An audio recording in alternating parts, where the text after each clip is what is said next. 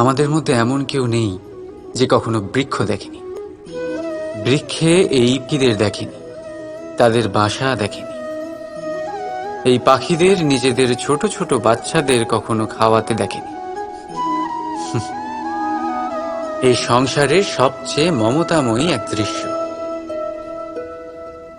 পাখি দূর থেকে নিজের ঠোঁটে করে খাবার নিয়ে আসে, স্বয়ং ভোজন করতে অক্ষম বাচ্চাদের মুখে খাবার দেয়, নিজে অভুক্ত থাকে, নিঃস্বার্থ, নিশ্চিন্ত হয়। আর যখন সন্তানের ডানা গজায়, তাকে সে উড়তে শেখায়, আর তারপর তাকে স্বাধীন করে দেয় তার নিজের জীবন ধারণ করতে। এই আকাশে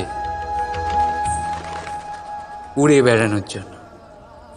আর আমরা মানুষেরা কি করি? যে সন্তানকে আমরা পাখিদের মতন লালন পালন করি, তাদের ডানা গজাতেই তাদের আমরা বেঁধে ফেলি, এই ভেবে যেন সে উড়ে দূরে না চলে যায়। এই নয় যে এই অবস্থায় মাতা পিতার সন্তানের প্রতি প্রেম থাকে না, অবশ্যই থাকে, কিন্তু তাতে প্রেমের থেকে মোহ বেশি প্রাধান্য পায়।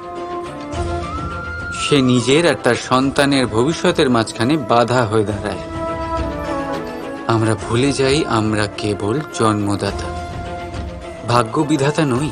যখন প্রেমে মোহ চলে আসে তখন সেটা প্রেম থাকে না, স্বার্থ হয়ে দাঁড়ায়। এই জন্য প্রেমকে কাছে রাখুন আর মোহকে দূরে, কারণ যার প্রতি প্রেম আছে তার বিকাশে বাধা দিতে নেই। রাধা রাধা।